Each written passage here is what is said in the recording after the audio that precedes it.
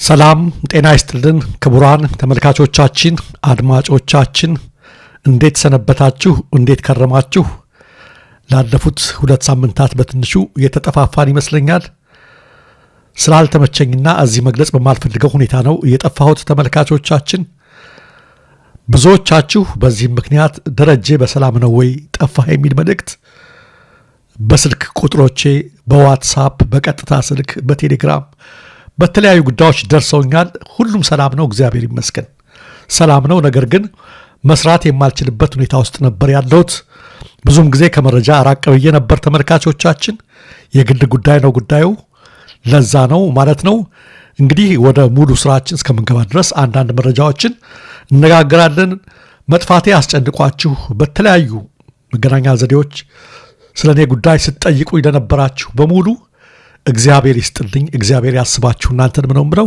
ሁሉ ሰላም ነው እግዚአብሔር ይመስገን ሰላም ነን ለማለት ነው ተመልካቾቻችን አድማጮቻችን ለሁላችሁም በየተናጠል መልስ መስጠት አልችልም ብዬ ነው በዚሁ መልእክቴ ይድረሳችሁ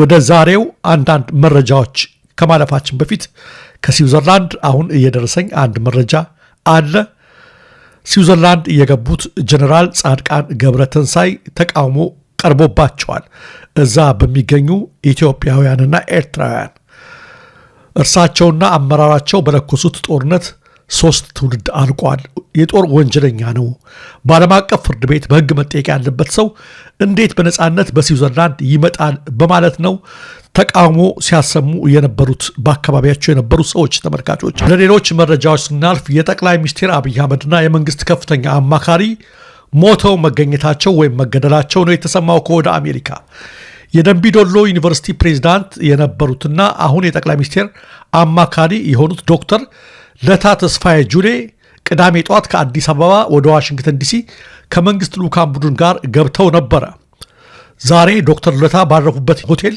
ቨርጂኒያ ውስጥ ማለት ነው ሞተው መገኘታቸው ተነግሯል ዶክተር ለታ የኢትዮጵያ ፓርላማ ባለም ነበሩ አስከሬናቸው በነገው ዕለት ወደ ሀገር ቤት ኢትዮጵያ ኤምባሲ በኩል ይሸኛል ተብሏል የሆስፒታል ምርመራ ውጤት ምን እንደሆነ ይፋ አልተደረገም ነው የተባለው ዶክተር ለታ ገና በወጣትነት ዘመናቸው የሁለት የዶክትሬት ዲግሪ እንዳጠናቀቁና የደምቢዶሎ ዩኒቨርሲቲ በማስፋፋት ተግባር ትልቅ ስራ እንደሰሩ ይነገርላቸዋል በአሜሪካ ዋሽንግተን ዲሲ በስራ ጉብኝት ላይ የነበሩት የመንግስት ከፍተኛ አማካሪው ባረፉበት ሆቴል ውስጥ ነው ህይወታቸው አልፎ መገኘቱ የተነገረው ዶክተር ለታ ቀደም ሲል እንደገለጽኩላችሁ ባለፈው ቅዳሜ ጧት ነው ከመንግስት ልኡካን ቡድን ጋር በመሆን ከአዲስ አበባ ወደ ዋሽንግተን ዲሲ አቅንተው የነበረው በቨርጂኒያ ግዛት በሚገኘው ሂልተን ሆቴልም አርፎ በነበረበት ወቅት ነው ሞተው የተገኙት እስካሁን ድረስ ከሆስፒታል የተሰጠ ይፋዊ የህክምና ምርመራ ውጤት አልተገለጸም ፖሊስም ስለ ጉዳዩ ያለው ነገር የለም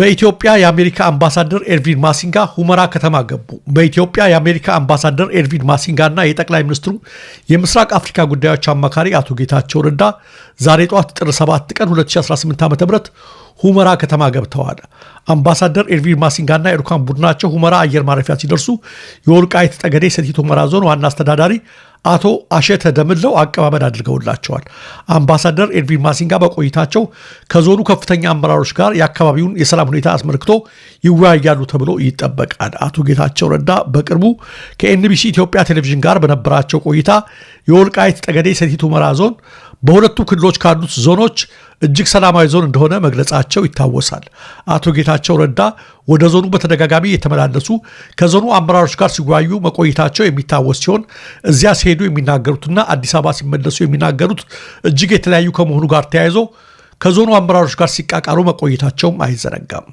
ይሁንና ንግግሮቻቸውን ሳያስታርቁና መሻከሩ ሳይቀረፍ ዛሬም ከአምባሳደር ማሲንጋ ጋር ወደ ዞኑ የተጓዙበት ሁኔታ ነው ያለው የወልቃይት ጠገዴ ሰቲት ሁመራ ዞን አስተዳደር በቅርቡ ለሰብአዊ ድጋፍ በሚል በአካባቢው የሚንቀሳቀሱት ኢንተርናሽናል ሜዲካል ኮርፕስ እና ኖርዌጂያን ሪፊውጂ ካውንስል የተባሉ ሁለት ዓለም አቀፍ ግብረሰናይ ድርጅቶች ስራ ከጀመሩበት ጊዜ ጀምሮ በሚያደርጓቸው አጠቃላይ እንቅስቃሴዎች ከተቋቋሙለት የሰብአዊ ድጋፍ ዓላማ በተቃረነ አኳኋን የፖለቲካ ወገንተኝነት ይዘዋል በሚል ዞኑን ለቀው እንዲወጡ መጠየቁ አይዘነጋም Who said that? The premier of Greenland. Well, that's their problem. That's their problem. I disagree with them. I don't know who he is, don't know anything about him, but that's going to be a big problem for him.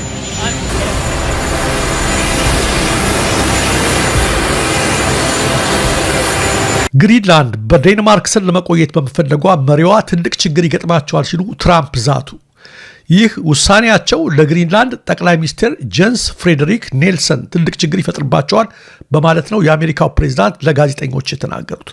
ትራምፕ ግሪንላንድ ለአሜሪካ ብሔራዊ ደህንነትና ለነጻው ዓለም መከላከያ ያላትን ስትራቴጂካዊ አስፈላጊነት በመጥቀስ ግዛቷ የአሜሪካ አካል መሆን እንዳለባት በተደጋጋሚ ሲወተውቱ ሰንብተዋል።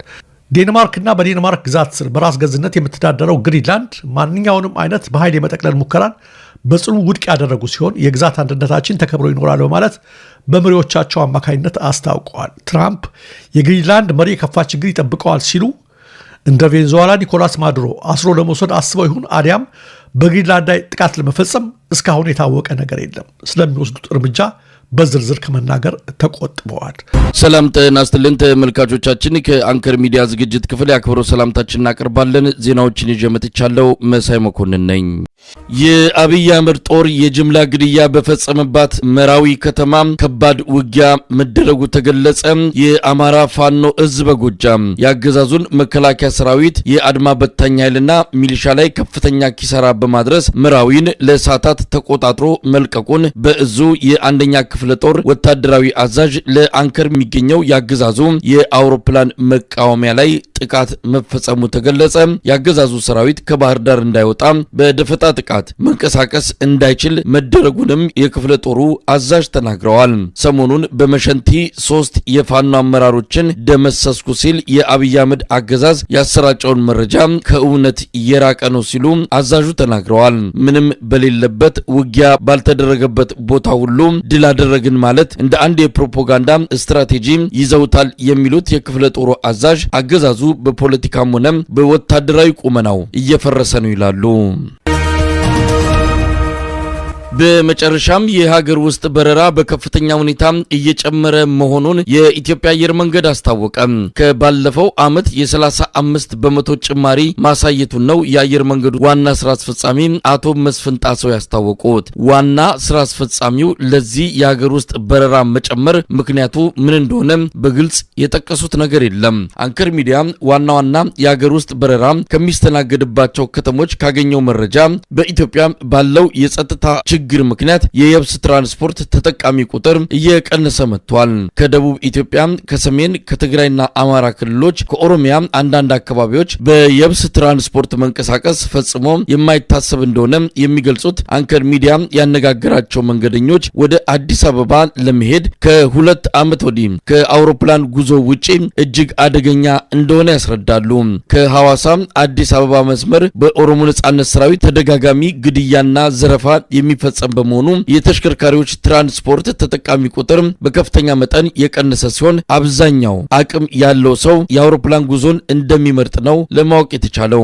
አየር መንገዱ በሳምንት 2 በረራዎችን በሚያደርግባቸው እንደ ሐዋሳ ባሉ መዳረሻዎች ሳምንታዊው የበረራ መስመሩን እንዲጨምር መገደዱን ነው ለማወቅ የተቻለው። የመንገደኞች ቁጥር በየጊዜው በማሻቀቡ ምክንያት በ3 እጥፍ የትኬት ዋጋ መጨመሩም ይነገራል። አቅም የሌላቸውና ትኬት ቆርጠው ወደ አዲስ አበባ መምጣት የማይችሉ ዜጎች ከፍተኛ ችግር ውስጥ የገቡ ሲሆን በተለይም ለሕክምና ወደ አዲስ አበባ የሚመጡ መንገደኞች አሳሳቢ ሁኔታ ውስጥ እንደሚገኙ ተመልክቷል። አየር መንገዱ ከባለፈው ዓመት አንጻር የመንገደኞች ቁጥር በ1.1 ሚሊዮን ብልጫ ማሳየቱን ከመግለጽ ባለፈ ዝርዝር መረጃ አላቀረበም።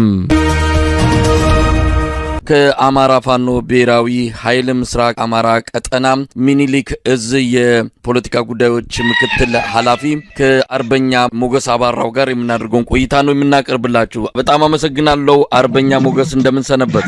እግዚአብሔር ይመስገን ወንድም መሳይ፣ እንዴት ከረምክ? በጣም አመሰግናለሁ። እንግዲህ ያው ብዙ ጊዜ ያልተገናኘንም፣ ምናልባት የምንጀምረው ከወቅታዊ ጉዳዮች ይሆናል። ሰሞኑን በተለያዩ ቀጠናዎች እናንተም ባላችሁበት በምስራቅ አማራ ቀጠና ሚኒሊክ እዝ በሌሎችም እንዲሁ ፋኖ በሚንቀሳቀስባቸው አካባቢዎች በርካታ ወታደራዊ እንቅስቃሴዎች ተደርገዋል። እስቲ እናንተ አካባቢ እንዴት ነበረ? ምርኮኞችን ይዛችኋል፣ በርካታ የጦር መሳሪያዎችን በእጃችሁ አስገብታችኋል፣ በርካታ ወረዳዎችን በቁጥጥራችሁ ስር አድርጋችኋል። እስቲ አጠቃላይ ሁኔታው ምን ይመስላል? አመሰግናለሁ። እንግዲህ እንደምታውቀው ይሄ ትግል ወደ 3ኛ ዓመቱ እየተሸጋገረ ነው ያለው። በዚህ ሂደት ውስጥ ከፍተኛ የሆነ ስራ እየተሰራ ነው የሚገኘው። በተለይ ደግሞ እንደ አማራ ፋኖ ብሔራዊ ኃይል ምስራቅ አማራ ቀጠና ሚኒሊክ እዝ በርካታ ስራዎችን እየሰራን እንገኛለን። ሁልጊዜም ማንቃት አለ፣ ሁልጊዜም ማደራጀት አለ፣ ሁልጊዜም ማሰልጠን አለ፣ ሁልጊዜም ማዋጋት፣ ሁልጊዜም ማሸነፍ። እነዚህ እንቅስቃሴዎቻችን ናቸው በዚህ 3 ዓመት ውስጥ ለፋኖ እንዳጠቃላይ ማለት ነው። በተለይ ወሎ ምድር ላይ እንደምታውቁት ቤተ አማራ ወሎ ምድር ላይ ከፍተኛ ስራ ሲሰራ ነው የቆየው። ከመከታ አልፈን መጀመሪያው አካባቢ የነበሩ ወይ ደግሞ 2015-2016 አካባቢ የመከታ ጊዜያት ነበሩ። በመመከት ገዛዙ ከፍተኛ ወረራ ሲያደርግብን ይህንን ወረራ በመመከት በጎን ለጎን ደግሞ ኃይል በመፍጠር በማደራጀት ወደ አንድ ተቋም በማሰባሰብ እና በመከላከል አሳለፍን። 2017 ዓ.ም እንደዚሁ የማጎልበት ጊዜ ነው የነበረው እንደምታውቁት፣ በተለይ በሁሉም በአደረጃጀትም በኃይል መፍጠር ደረጃ። 2018 ዓ.ም ደግሞ የማድረግ አቅማችንን ያወቅንበት እና ከፍ ያደረግንበት ወደ ማድረግ አቅም የተሸጋገርንበት ነው። ይህ ማለት የማጥቃት አቅም እና የፊት ለፊት የግንባር ውጊያዎችን ያደረግንበት ዓመት ነው። 2018 ዓ.ም ጥር ወር መጀመሪያው አካባቢ ነው የምንገኘው። እንደምታውቀው ሎ ቤተ አማራ ላይ ዘመቻ አደማሊ በርካታ ጉዳዮችን የቀየረ የአማራ ትግልን እንደገና ያንሰራራ ዘመቻ ነው። ከሱ በኋላ በዛ ወቅት ከፍተኛ ጀብድ መሰራቱ ይታወቃል። እናንተም ታውቃላችሁ፣ ዓለም ያወቀው ነገር ነው። ከዛ በኋላም ሁልጊዜም ውጊያዎች አሉ፣ የመከላከል የማጥቃት የደፈጣ የወታደራዊ ስራዎች አሉ። በአንድ በኩል ደግሞ ሚኒሊክ እዝ በርካታ የፖለቲካ ስራዎችን እየሰራን፣ በአንድ በኩል ወታደራዊ አቅማችን ነው፣ በአንድ በኩል ፖለቲካዊ አቅማችን እያጎለበትን ህዝብን በማስተዳደር ደረጃ ፍትህ ለማህበረሰቡ ጊዜያዊ አገልግሎት መስጠት ደረጃ እና ሌሎች የማንቃት ፖለቲካዊ ስራዎችን እየሰራን እንገኛለን። ከዘመቻ አደማሊ በኋላ ሌላኛው ዘመቻ ስንታየው፣ በተለይ ደግሞ ዘመቻ ስንታየው ወይም ዘመቻ ራምቦ ምዕራብ ወሎ ቀጠና ላይ ከሰሞኑ የተደረገው ከፍተኛ ውጊያ የምታውቁት ነው። ወደ 4 እስከ 6 የሚደርሱ ወረዳዎችን ነጻ ያወጣ ውጊያን የተደረገው። ይሄ ውጊያ እንግዲህ ለየት ባለ ሁኔታ ዘመቻውን በቀድሞ በማቀድ ወታደራዊ አመራሮቹ እና የድርጅታችን ወይም የዛችን ከፍተኛ አመራሮች በብቃት ተወጥተውታል። በተለይ ደግሞ ልጅ ኢያሱ ኮርን በሚኒሊክ እዝ ስር ማለት ነው ልጅ ኢያሱ ኮር፣ ደጋው መብረቅ ኮር እና ንጉስ ሚካኤል ኮር ሶስቱን በማቀናጀት ከዚህ ባለፈ ደግሞ የሸዋ ጠቅላይ ግዛት እዝን በመጨመር ከተንታ እስከ ደላንታ በአጠቃላይ እስከ ምዕራብ ወሎ አማራ ሳይንት ድረስ ሰፊ ቀጠናን እስከ ከለላ ድረስ ወይ ደግሞ እስከ ሸዋ ድንበርና ጎጃም ድንበሮች ድረስ ከፍተኛ ውጊያ ነው የተደረገው። በዚህ ውጊያ እንደ ዘመቻ አደማሊ ሁሉ ከፍተኛ ምርኮ ያገኘንበት ነው። ከ300 በላይ ምርኮኞች እጃችን ላይ ያስገባንበት፣ በርካታ የነፍስ ወከፍና የቡድን መሳሪያዎች እጃችን ላይ የገቡበት፣ በአጠቃላይ በዚህ ዘመቻ የደቡብ ወሎ ምንጣፍ ጎታች ኃይል ይሄ በአደን ኃይል እሱን ቀበሌ ላይ እንኳ ባይኖር ወረዳዎች ላይ በደንብ ያጸዳንበት፣ የመታንበት፣ የአገዛዙን መዋቅር በደንብ ያፈራረስንበት ጊዜ ነበረ። የበዓል መቃረብ ወቅት ስለነበረ በተለይ ድንገተኛ ማጥቃት የተደረገው ቢያንስ ከ6 ወረዳዎች በላይ የሚሆነው ሙሉ በሙሉ ከ6 ወረዳዎች እስከ 6 ወረዳዎች የሚደርስ የወረዳ አስፈጻሚ የጠላት አመራር የተመታበት የተደመሰሰበት እና የጸጥታ ኃይሉ በከፍተኛ ሁኔታ የተመታበት ነው ማለት ነው። እንግዲህ በምርኮ ደረጃ ከ400 ብያለሁ። በሙት ደረጃ በጣም ብዙ ቁጥር ያለው እንደዚሁ በምርኮ ደረጃ ግብዓት ያገኘንበት፣ ሌሎች ተተኳሾችን እና መሳሪያዎችን ያገኘንበት እጅግ ወርቃማ ስራ የተሰራው ይሄ ታህሳስ መጨረሻ ላይ የተሰራው ወይ ከሳምንት በፊት የተሰራ ስራ ነው ማለት ነው። ከዛ በኋላም እንግዲህ ውጊያዎች ቀጥለዋል። ዛሬ እንዲህ በምናወራበት እንኳን ትላንትና በወልዲያ በቅርብ ርቀት ምናልባት ከዚህኛው ከዘመቻ ስንታየው በፊት 3 ቀን ቀደም ብሎ ያው ሚዲያው ላይ ወይ ደግሞ ለኛ በህዝብ ግንኙነቱ በኩል እንደቀረበው አሳመነው ክፍለ ጦር ወይ ምስራቅ አማራ ኮር 1 አሳመነው ክፍለ ጦር ማለት ነው 23 ጭምር ያቃጠሉበት፣ በርካታ ኃይል የደመሰሱበት፣ ከወልዲያ ምናልባት በ2-3 ኪሎ ሜትር ቅርብ ርቀት ማለት ይቻላል እዛ ወልዲያ ጫፍ ላይ የዞን ከተማ ጫፍ ላይ ማለት ነው እንግዲህ እሱ ላይ ከፍተኛ ጀብድ የሰሩበት የሚታወቅ ነው። አሁን ሰሞኑንም እንደዚሁ በቃሊም እና በበቅሎ ማነቂያ አካባቢዎች ጠላት ከፍተኛ ወረራ እንደ ካላኮርማ ክፍለ ጦር፣ አሳመነው ክፍለ ጦር እና ሀውጃኖ ክፍለ ጦር እና ሌሎችም ኃይሎች ተከዜ ክፍለ ጦር ያሉበት ቀጠና ላይ ለማጥቃት እንቅስቃሴ አድርጎ ሁልጊዜም እየተመታ ነው የሚገኘው። ትላንትና እንኳን በርካታ መሳሪያዎች የተገኙበት፣ ምርኮኞች የተገኙበት ነው። እዛ አካባቢ በተለይ ከቃሊም እስከ ወልዲያ ባለው አስፓልቱ ጥቁር አስፓልቱ በቁጥጥራችን ስር ነው የሚገኘው። በአጠቃላይ ከወልዲያ እስከ ጨጨሆ ወይም ደግሞ ደቡብ ጎንደር ጫፍ ድረስ ጥቁር አስፋልቱ በቁጥጥራችን ስር ነው የሚገኘው። በየቦታው ደፈጣዎች አሉ፣ በየቦታው ውጊያዎች፣ የግንባር ውጊያዎች አሉ።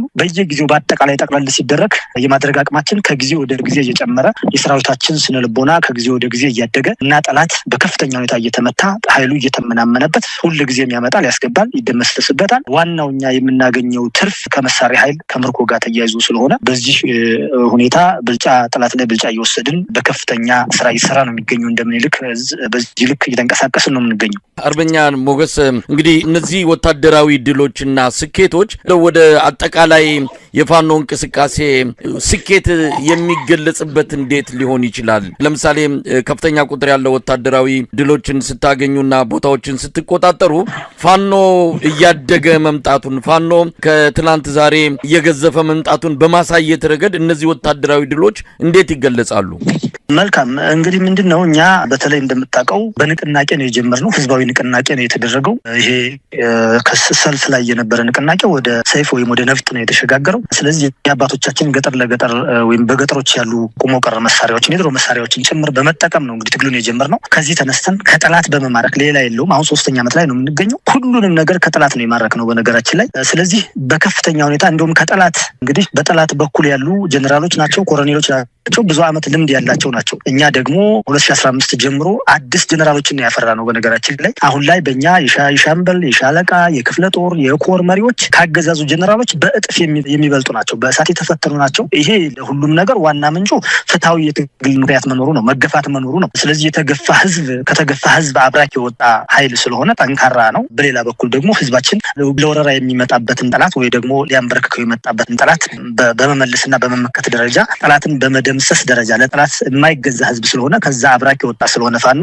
በዚህ መሰረት በከፍተኛ ሁኔታ እንግዲህ ዛሬ 3ኛ ዓመታችን ላይ አሁን ላይ ጠላትን ሽምቅ ደፈጣ የሚለው ነገር ቀርቶ ወይ ደግሞ 10 ሰው 20 ሰው መምታት ቀርቶ አሁን ላይ በግንባር ክፍለ ጦሮች የሚደመሰሱበት፣ የጠላት ክፍለ ጦሮች የሚደመሰሱበት፣ የጠላት ሻለቃዎች የሚደመሰሱበት ምርኮ አሁን ላይ ከላሽ ለዘገባ የሚሆን አይደለም፣ ለሚዲያ የምናውለው አይደለም። አሁን ላይ ስናይፐርና ብሬን መማረክ ብርቅ አይደለም። ስናይፐር ያኔ ትግሉ ሲጀምር 1ኛ ዓመት 2ኛ ዓመቱ ላይ ዲሽቃዎች፣ ስናይፐሮች፣ ብሬኖች ብርቅ ቆይተው ሊሆን ይችላል ለመተኮስ። ዛሬ ላይ ግን ድሽቃና ብሬን ስናይፐር ለመተኮስ ሳይሆን ለመማረክ እንኳን ብርቅ አይደለም በነገራችን ላይ። እና አሁን ላይ የመማረክ አቅማችን እንኳን ወደ ሞርተር ወደ ዙ 23 የተሸጋገረበት ነው። የመደምሰስ አቅማችን በቁጥር 1 2 3 ተብሎ በሚሊሻ ደረጃ በፖሊስ ወይ ደግሞ መከላከያ ነኝ የሚለው ሰራዊት ውስጥ ያለ በእግረኛ ደረጃ ብቻ ሳይሆን ሜካናይዝድ የመደምሰስ ደረጃ ላይ ደርሷል። ዙ 23 ነው የሚቃጠለው አሁን። ስለዚህ ኦራል ላይ ነው ጠላት የሚደመሰሰው እና ይሄ የማድረግ አቅማችን በየጊዜው ያደገበት፣ በተለይ ደግሞ በሳት የተፈተኑ የጦር አመራሮችን ያወጣንበት። እንደምታውቁት ወሎ ቤት አማራ ላይ ወይም ምኒልክ እዝ ውስጥ ኮሎኔሎች አሉ።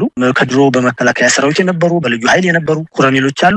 ሻለቃ አመራሮች፣ ከፍተኛ የሻለቃ አመራሮች በአማራ ልዩ ኃይል ውስጥ የነበሩ፣ በመከላከያ በድሮ መከላከያ ውስጥ የነበሩ መቶ መሪዎች አሉ፣ ሻምበሎች አሉ፣ በጣም ብዙ ማረብተኞች አሉ፣ ወታደራዊ ብቃትና ኤክስፒሪየንስ ልምድ ያላቸው። አሁን ላይ ግን በጣም በሚገርም ፍጥነት በ2 ዓመት 3 ዓመት ውስጥ በአንድ በኩል ጠላትን አንገት አስደፍተን የተደረገብንን ወረራውን መክተን ከወረራ ባሻገር እያጠቃን ያለንበት፣ በሌላ በኩል ደግሞ ብቁ የሰው ኃይል በእሳት የተፈተነ በተግባር የተፈተነ በቲዮሪ ጦርነትን በዲፕሎ ወይ ደግሞ በኮሌጅ የተማረ ሳይሆን ጦርነትን በተግባር አፈሙዝ ለአፈሙዝ ተናንቆ በእሳት ላይ የተረማመደ ወታደራዊ አመራር እያፈለቅን ያለ ነው። በዚህ ሂደት ውስጥ ከበፊቱ የማድረግ አቅማችን በተለይ ደግሞ እንዲሁ በቀላል ሁኔታ ሳይሆን የጠላትን ስስ ብልት በማየት የጠላትን ዋና የስበት ማዕከል በመምታት እና የተሻለ የሚባለውን ኃይል በመደምሰስ እና የውጊያ ሁኔታውን በማዛባት አጠቃላይ ታርጌት ፉል የሆኑ ስራዎችን በመስራት ስትራቴጂክ የሆኑ ጥቃቶችን እየከፈትን ስትራቴጂክ የሆነ ስራ እየተሰራ ነው የሚገኘው። እስካሁን በተለይ 2018 ዓ.ም ያደረግናቸው ውጊያዎች ይህንን ነው የሚያመለክቱት። ይሄ ውጊያ የማድረግ አቅም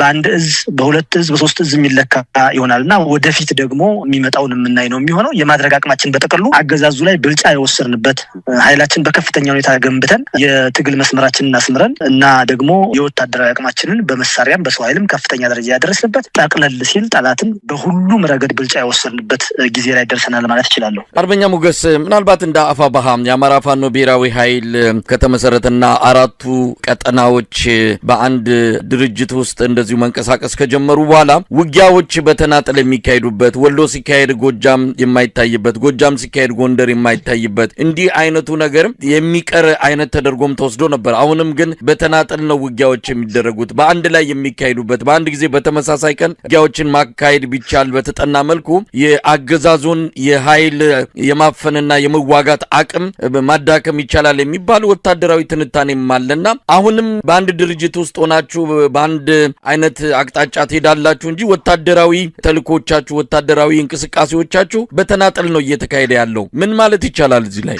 መልካም ከዚህ ጋር ተያይዞ አድቫንቴጅም አለው ዲስአድቫንቴጅም አለው። በተለይ ደግሞ የተነጣጠለ ወይ ደግሞ የተበታተነ አጀማመራችን ከመጀመሪያው በጣም በብዙ አንግል የተበታተነ ግን ደግሞ ከፍተኛ የሆነ ማዕበል ያለው ሰራዊት ነው ያለን። በነገራችን ላይ አሁን ላይ አማራ ክልል ወይ ደግሞ የአማራ መሬት አማራ ክልል ተብሎ የታጠረው መሬት ላይ ፋኖ የሌለበት ቀጠና የለም። ይሄ ማለት ጠላት በሁሉም አካባቢ እንዲዝረከረክ አድርገነዋል፣ እንዲበተን አድርገነዋል። የትኛውም ቦታ ላይ ፋኖ አለ ማለት በሁሉም ቦታ ላይ ጠላት እንዲያስብ ያደርገዋል እና ይሄ ትልቁ ጥቅም ነው። በነገራችን በሶስት አመት አሁን በደረስንበት ትግል ትልቁ የጠቀመን ነገር የፋኖ ኃይል የተበታተነ ሆኖ መቆየቱ አንዱ ትልቅ ነገር ነው። ነገር ግን ምንድነው ተናጥላዊ ውጊያዎች መደረጋቸው ተናጥላዊ ስራዎች መሰራታቸው በላንድ ለመጨረሻ ጊዜ ኃይል ከመደምሰስ ጋር ተያይዞ አዘግይተውታል። ይሄ ሀቅ ነገር ነው። የሆነው ሆኖ እስካሁን ቻሌንጅ የሆነው ነገር ምንድነው በአንድ እዝ ሰንሰለት ውስጥ አለመመራቱ በአንድ ኮማንድ በአንድ ወታደራዊ አዛዥ እና በዛ የወታደራዊ መምሪያ ውስጥ ኮማንድ ወይ ደግሞ ቲም ይኖራል፣ አዛዥ ይኖራል። ከአዛዥ በአዛዥ ውስጥ የሚኖሩ ደግሞ ወታደራዊ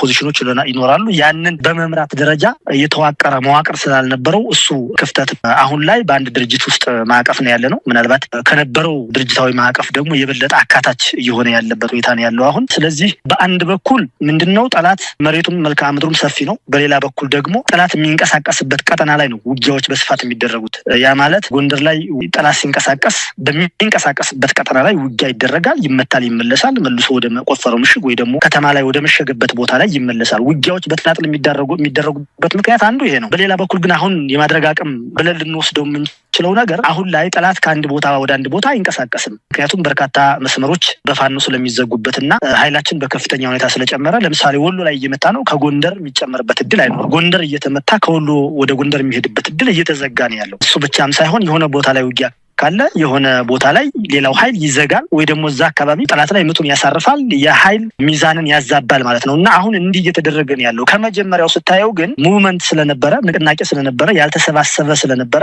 እና መዋቅራዊ ስላልነበረ ቀጠናዊ ትስስር አልነበረው የመተጋገዝ በአንድ ላይ ውጊያ እየተደረገ ነው የሚገኘው። ምናልባት አሁን ላይ ይህንን በየክፍለ ሀገሩ ያለው ሰራዊት በአንድ አደረጃጀት ውስጥ ተሻለ መዋቅር በመፍጠር አደረጃጀቱን በማስተካከል በቀጣይ የሚኖረን ምናልባትም በአጭር ጊዜ ውስጥ በአጭር ቀናት ውስጥ መቼ ሊሆን ይችላል የሚለውን ማወቅ ባንችልም እንኳን እንደ አማራ ማዕበል የሆነ ዘመቻ ስለሚደረግ ያ አሁን ላይ እየተንቀሳቀሰ ያለ ጠላት ሙሉ በሙሉ እስትንፋሱ የሚቆረጥበት እድሉ ይኖራል እና ከአደረጃጀት ጋር ተያይዞ ከመዋቅር ጋር ተያይዞ የሚሰሩ ስራዎች እና ሌሎች የማሳልጠን እና የማስታጠቅ ደረጃዎች ወይ ደግሞ በማንኛውም ውጊያ ለማድረግ የሚያስፈልጉ ዝግጅቶች ተደርገው ወደዛ ምዕራፍ የምንሸጋገርበት እድሉ ይኖራል። እስካሁን ባለው ሁኔታ ግን ከጊዜ ወደ ጊዜ እየተሻሻለ ኮር ከኮር መተሳሰር አሁን ቅድም ያልኩ እንኳን የደቡብ ወሎውን ብትወስደው 3 ኮሮች በአንድ ላይ ነው ውጊያ ያደረጉት። 6 ወረዳ በወረዳ ውስጥ ብዙ ከተሞች ይኖራሉና እሱን ነው የተቆጣጠሩት። እስካሁን እንዲህ የማድረግ አቅም አልነበረንም። እውነት ለመናገር 2018 ዓመተ ምህረት የዘመቻ አደማሊን የምታውቀው ነው። ኮር ከኮር አስተሳስረን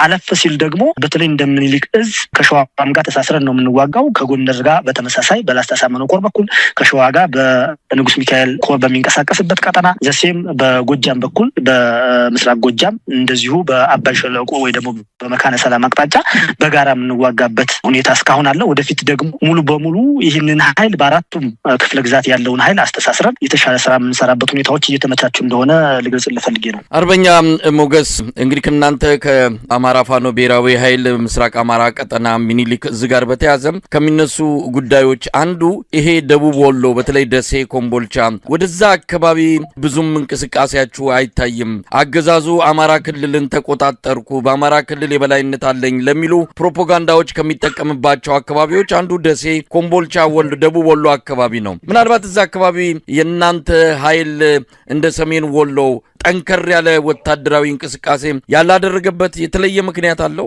መልካም፣ ይሄ በተደጋጋሚ የሚነሳ ጥያቄ ነው። በነገራችን ላይ አሁን ቅድም ስገልጽልህ የነበረው ነገር ይሄ ባለፈው አሁን በዚህ ከሳምንት በፊት ወይ ደግሞ ከቀናት በፊት የተደረገው ውጊያ ደቡብ ወሎ ላይ ነው የተደረገው። አሁን ስበት ማዕከላችን ያ ቀጠና ነው። በነገራችን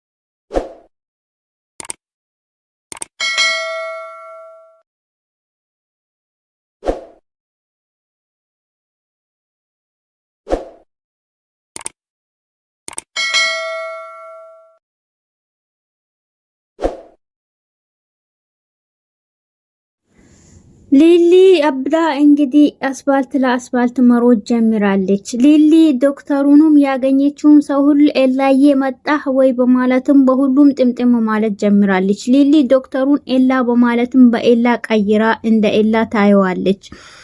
ቤዛ ተንኮሉና ሴራዋ ወንድሟና ቤዛ የሊሊን ቤት ዘረፉት። የቤቷን ካርታ ከሁኑ ፈልገህ ይዘህ ነህ በማለትም ለወንድሟ ኤላ ያለ ነበር ይሄን ስልክ ቁልፍ ያስቀረስኩት በማለትም ሰጥተው ቤቷን ገብቶ ፈትሾ አውጥቷል ማለት ነው።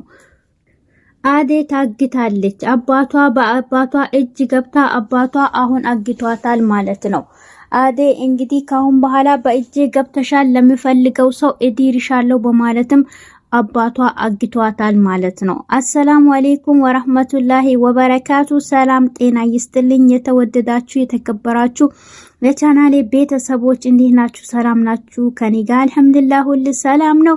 ከኔ ጋር ሰላም እንደሆነ ከናንተም ጋር ሰላም ይሁንልኝ ማሮቼ ቅመሞቼ። እንግዲህ ዛሬ ይዤላችሁ የመጣሁት ሰራተኛዋ አደይ ክፍል 178 ነው ይዤላችሁ የመጣሁት ማለት ነው። እና እናንተ ደግሞ እስከዛው ቪዲዮን በላይክ እና በሼር ጀምሩት። ለቤቴ አዲስ የሆናችሁ ደግሞ ላይክ እና ሼር በማድረግ እንግዲህ ሰብስክራይብ በማድረግ ደውል ምልክቷን ማጥቆሩን እንዳረሱ ላስታውሳችሁ ብዬ ነው ማለት ነው ቤተሰቦቼ። አደይ በአባቷ እጅ ገብታለች። አደይ እንግዲህ አባቷ አሁን ካልመጣሽ በማለትም ስልክ ደውሎላት አገር ቤት በሄደችበት ሰዓትም አባትዮ በእጄ ገብተሻል፣ አሁን ለሚፈልገው ሰው እዲርሻለሁኝ፣ እኔ አንደላቅቄ የሚያኖርሽን ሰው ልዳርሽ፣ ራስሽን ተንደላቀሽ ኑሪ፣ ራስሽን ቻይ ባልኩበሽ እንደዚህ ባልሽብኝ እንደዚህ አርጌ አታዬ ከላመጣሁሽ ዴፍን ታገቢያለሽ ብዬ ከላመጣሁሽ አትመጪም በማለት ነው እንደዚህ አርጌ ያመጣሁሽ። ስለዚህ አሁን እሱን ነው የምታገቢው፣ ምንም የሚፈጠር ነገር የለም በማለትም አባትዮ አግቷታል ማለት ነው። የአዴም እናት እንዴት እንደዚህ ይሆናል በማለትም እንግዲህ ብርሃን እየሮጠች ሄዳ አባቴ አዴን ይዟታል እና አሁን ምን እንደሆነ አላቅም በማለትም አሁን ሄጄ ይሄ ሽማግሌ ቤቴን አስሬ ጦልጦሎ ሲል ምንም አልገባኝም ነበር፣ ለካ እሱ ያዘውን ይዞ ነው በማለትም አንቺ ልጅ አትምጪ፣ አባትሽ ጥሩ ነገር ላንቺ ያላሰበልሽም አትምጪ እያልኳት እምቢ ብላ መታ ይሄው አጋታት በማለትም አሁን ሄጄ እሱን አናግረዋለሁ በማለትም እየሄደች ያለችም መንገድ ላይ ስልክ ደውሎ አሁኑን በቃ ልጅቷ እጄ ላይ ገብታለች፣ ስለዚህ ቶሎ ብላችሁ አዘጋጁና ልጅቷን አስረክባችኋለሁ በማለትም ያዋራቸው ያለ የአዴም እናት ትሰማለች። በዛን ሰዓት አንተ ሰውየው በማለትም እንዴ አንቺ ደግሞ ምን ፈልገሽ መጣሽ ሲል ለልጄ አናት ውረድ ልጆቼ ብላ ማታቀው ልጄ ብላ ልጅህን አምጥታ እንደዚህ ያልሆነ ቦታ ልታዊለት ነው ወይ በማለትም አንቺም ልጅሽ አግቢ ሲያ ታግባ ስትባል አታግባ ብለሽ በማለት እንደዚህ ያረክሻት በማለትም ሁለቱም ይከራከራሉ። እኔ ማረገው እኔው ራሴ አቃለሁኝ ካሁን በኋላ ካንተ ምንም ነገር አላወራም በማለትም ትታው ሄዳለች ማለት። ሊሊ ራሷን ለቃ በተሰጣት መድኃኒት ሰበብ ራሷን ለቃ አስፋልት ለአስፋልት መሮጥ ጀምራለች። እናም ደግሞ ይሄንንም ያረገቻት ቤዛ በሰጠቻት መድኃኒት ነበር ማለት ነው። ይሄንንም ለሷ ብላ ያዘጋጀችው መድኃኒት ለመሞት ላዘጋጀችው መድኃኒት አሁን ግን መርፌ ሊሰጣት 6 ሰዓት በቀራበት ሰዓት ትረፍ ተብሎ በተቀመጠችበት እነሱ ትቷት በወጡበትም ሰዓት እሷም ወጣ ጠፍታለች ማለት ነው። በዛን ሰዓትም እንግዲህ ዶክተሩ የሚውጠው ነገር ጠፍቶ እሱም ወደዛ ወደዚህም ሲሉ ሮታም ስትፈልግም አጥቷታል ማለት ነው። ከዛ ምንም ማድረግ አይቻልም በማለትም እና አሁን ወዴት ሄደች በማለት ዶክተሩም በጣም ግራ ገብቶታል። የባቡሬም እናት ተገኝታለች። የባቡሬም እናት የቤዛ ወንድም በጠበቀባት ሰዓት የቤዛ ወንድም ደግሞ እሱ መጀመሪያም የፈራ ነበር የጠበቀው፣ የፈራው ደረሰበት። ባቡሬ ካገኘ ሰው አያረግኝም ባለትበትም ሰዓት ባቡሬ እሷን ጠብቆ በቆመበት ሰዓት አግኝቷታል ማለት ነው። እሷንም በእጁ ካስገባ በኋላ እንግዲህ ገጀራውንም ይዞ ወደ ቤቱን ካስገባ በኋላ ሊሊ ፍለጋ ሄዷል። ሊሊ ፍለጋም ሲሄድ ከሆስፒታል ሊሊ ጠፍታለች፣ የለችም። በየመንገዱ ያገኘችውን ሰው ሁሉ ወንድሜ በማለት ትሮጣለች። በዛን ሰዓትም ገጀራው አስፋልት ላይ ወጥቆ ነበር ያገኘችው። እንዴ ወንድሜ ምን ሆነ ነው? እንዴ ምን ሆነ ነው ወንድም ብላ ስታነሳው ለካ ገጀራው ነው። ገጀራውና እሷ ሁለቱም ፍጥጫ ተፋጥቶ ነይ እንዴ ሊሊ እጄ ላይ ገባሽ የት ይሄሽ ነው ማን እንትን ብሎሽ ነው ስትል እናም ደግሞ ይዟት ሊሄድ ሲል ዳይመንድ ያገኘው ዳይመንድም መጥቶ ምን ሆነ ነው ወዴት ይዘሃል ልትሄድ ነው በማለትም ዳይመንድም ያስጥለዋል። በዛን ሰዓትም እንዴ አንተ ደግሞ ማን ነህ እኔ እንደዚህ የምትለኝ እነዚህ ሁለቱ ወንድሞች ደግሞ ምንድነው የምትፈልጉ ከኔ በማለትም በዳይመንድም ትሲቅበታለች። ዳይመንድም ግራ ገብቶት ሊሊ እኔ እየቀለድኩ አይደለም ይሄ ሰውየው ባለፈውም የተከታተለሽ ነበር አሁንም የተከታተለሽ ነው ካንቺ ምንድነው የሚፈልገው ሲል አንተ ደግሞ ምን አገባ አላቀም አላለችህም ወይ ስትለው እሷም እኔ ካሁን በኋላ አላቀም በማለት ዳይመንድን ገፍትሯለች ማለት ነው። እንዴ አላቀም ማለች አይደል ሊቀቃት ሲልም እንግዲህ ሁለቱም የተከራከሩ ያሉ እሷም ትታቸው እነዚህ ደግሞ ምን ይጨቃጨቃሉ በማለትም ትታሄዳለች ማለት ነው። የሄደችም ያለችም ዴቭ እንግዲህ ግራ በገባበት ሰዓትም ቤዛም ደስ ብሏታል ማለት ነው። በዛን ሰዓት የቤዛ ወንድም እኔ እፈልጋታለሁ አሁን እጄ ላይ አስቀብልኝ ባለባት ሰዓትም ግራ ገብቶት ወደ አንተ እየመጣች ነው በቃ አንተ ይዛት ሂድ በማለትም ስትልከው አራ እኔ ያላገኘኋትም በፍጹም ያገኘኋት አይደለም በማለት እሱም ስልክ ይደውላል። እንዴ ወዴት ሄደች በቃ እኔ እሷን ካላገኘው እኔ አለቀልኝ ስለዚህ እሷን አስረክቤ ነፃ መውጣት አለብኝ ብሏት ነበር። ስለዚህ በቃ እየመጣች ነው አሁን ወጣለች ተቀበላት በማለትም ስነግረው እሱም አላገኛትም። ሆኖም ግን ወደዛ እየሄደችም ያለች ያገኙዋትና ከዛ በኋላ ማልሶ ይወስዷታል ማለት ነው። ካስገባቱም በኋላ ሊሊ ስሚማ በማለት ቤዛ ታናግራታለች። ሮታ አጠገቧን ልትቀመጥ ምን ሆነሽ ነው ሊሊ ስትላት እንዴ አንቺ ደግሞ ማንሽ ስትላት ሮታንም ጭራሽ ረስታታለች ማለት ነው። እሷም የሸሸች ያለች ያገኘችው የፍቅርን እናት ነበር። እናቴ በማለትም የፍቅርን እናት ጥምጥም ብላ ስታናግራት የፍቅርም እናት እሷን ለማየት ነበር የሄደች የነበረው። በዛን ሰዓትም የፍቅር እናት እንዴ ሊሊ ምን ሆነሽ ነው ስትላት አረ እናቴ ምን ሆነሽ ከትምህርት ቤት እኮ አሁን ይሄው አንቺ እኔ ተከትለሽን ከሽ ከትምህርት ቤት እናትሽ ገና ህፃን ስለሆንሽ ነው አንቺ ተከትላ ያመጣች ይያሉ ይስቁብኛል ስለዚህ አንቺ መሄድ የለብሽም በማለት ታወራታለች። እንዴ እቺ ልጅ ምን ሆና ነው ሰላም አይደለችም ብላም ስትሄድ ሮታም እየመጣች እንግዲህ ሮታም ታገኛታለች። ሮታም በዛን ሰዓት ቶሎ ብላ ለባቡሬና ለዶክተሩ ትደውላለች። በዛን ሰዓት ነበር እሷን ወደ ሐኪም ቤት ይዟት እየሄዱት ማለት ነው። ሐኪም ቤትም አስገብቶ አስተኝቷት ከዛ በኋላ እንግዲህ ሮታ አንቺ ጠብቂያት እኔ ደግሞ መጣሁኝ በማለትም እሱን ወደ ባቡሬን ሊያናግረው ወደ ቢሮ ሄዳል። በዛን ሰዓትም አስተኝቷት እሷም ወደ ውጭ በወጣችበት ሰዓት ቤዛን ጠብቂ ተብላ ነበር ሄደችው። ቤዛም ምን ትላታለች ስሚማ አንቺን እኮ ያሁኑ ጥቁሩ ሰውዩና ይሄ ኤላ ሁለቱም አንቺን አሳልፎ ሊሰጡሽ ነው ስለዚህ ሊገሉሽ ስለሆነ አንቺ ደግሞ ምን ማድረግ አለብሽ መሰለሽ ትላታለች። እና ምን ማድረግ አለብሽ ትላል ከዚህ መጥፋት አለብሽ ትላታለች። እንዴት እንደዚህ ያረጋሉ እኔ ኤላን ነው የምፈልገው አዎ ኤላማ አዎ እንደዛ ነው በማለት ነግራታለች። ነገር ግን አንቺ ከዚህ ካልወጣሽ ይገሉሻል ስትላት በቃ አንቺ ተባበሪኝና እኔ ከዚህ ወጣለሁ ስትል በቃ አንቺ ትወጫለሽ ትላታለች። ሁለቱም ተመካክሮ ከባቡሬ ያወሩ ያሉ ዶክተሩና እሷም ትወጣለች ማለት ነው። ቤዛ ተንኮሉና ሴራዋ የምታረገው ነገር ማይታወቀው ከዛ ወጣ በሄደችበት ሰዓት ነበር ባቡሬና እንትና ወደ ክፍሏ ሲሄዱ የለችም ማለት ነው። ዶክተሩ በቃ አሁን ህክምና ማረግላት ሰዓት ነው ጊዜን አታቃጥልብኝ ጊዜ ስጠኝ እናት መለሳለች ሲለው እሺ ብሎ ሊሐኪማት ሲገባም እሷም ሮታ ሲገባ የለችም። እንዴ ዶክተሩም ሲሄድ ሲጠራው የለችም። ምንድነው ይሄ ጉድ ብሎ ሁለቱም እንግዲህ ይፈልጋሉ ወጥቶ ማለት ባይ ቤዛ አንቺን ነበር ጠብቅ ያልኩሽ አይደል የት ሄደች ሲላት አራ እኔም ነበርኩኝ ወደ እንትን ነበርኩኝ ለዛ ነበር የሄደችም አላየኋትም ስትል እንዴ ምን ማለትሽ ነው ላንቺ ጠብቅ ያልኩሽም ነበር ወይ ሲላት ባይ እኛ ፈልገን እንመጣለን አንቺ ደግሞ እዚህ ሁኚ ብሏት ሮታና እሱ ሊፈልጉ ይወጣሉ። ሊፈልጉ በወጡበትም እሷም ዴፍን ታገኘዋለች። ዴፍም ሰላም ይያላት እንዴ አንተ ደግሞ ምንድነው ስትል እንዴ ሊሊ እንዴት ነሽ ተሻለሽ ምንድነው አንተ ደግሞ ማንነቅ እኔ አላቀም ትለዋለች። እንዴ ሊሊ ምን ሆነሽ ነው የቀለጥኩ አይደለም ሲራና ምንድነው ይሄ ደግሞ ምን ራሱ ወዳጅ ነው በማለትም ትገፈትረውና ትሄዳለች። የት ነው ስቴጅ ስለ በቃ ቤቴ ሊሄድ ነው ስላ ቤትሽ እኮ በዚህ በኩል ነው ሲላት አይ በዚህ በኩል ነው ትለዋለች። እቺ ልጅ እንዴ ያማታል ነው እንዴ ለቃለች ማለት ነው ሲለው ግራ ሲገባው ለባቡሬ ይደውልለታል። ባቡሬም ሲደውልለት ጭንቀት የገባው የለችም የተባለው እዚህ ነች እኔ ጋርሽ በልጠብቃት እና እኔ እንትንላታለሁ በማለት እኔም አሁን መጣው አንተ ጋር ተዋት ብሎት እሱም ሮጦ ይሄዳል። ለዶክተሩም ተነግሮት ዶክተሩና እሱ እና በልበኔስ መኪና እንሂድ ብሎ ሁለቱም ወደ ቤት ይሄዳሉ ማለት ነው። የቤዛም እንግዲህ እንደዚህ መስራቷ በጣም ተንኮልና ሴራዋ መሆኗ በጣም ያሳፍራል። ነገር ግን የፍቅር እናት እንዴ እቺ ልጅ ምን ሆናውን ወይኔ ይሄ ሀብት እኮ ይሄ ሁሉ እጇ ያለባት አክስቷ ይመስለኛል።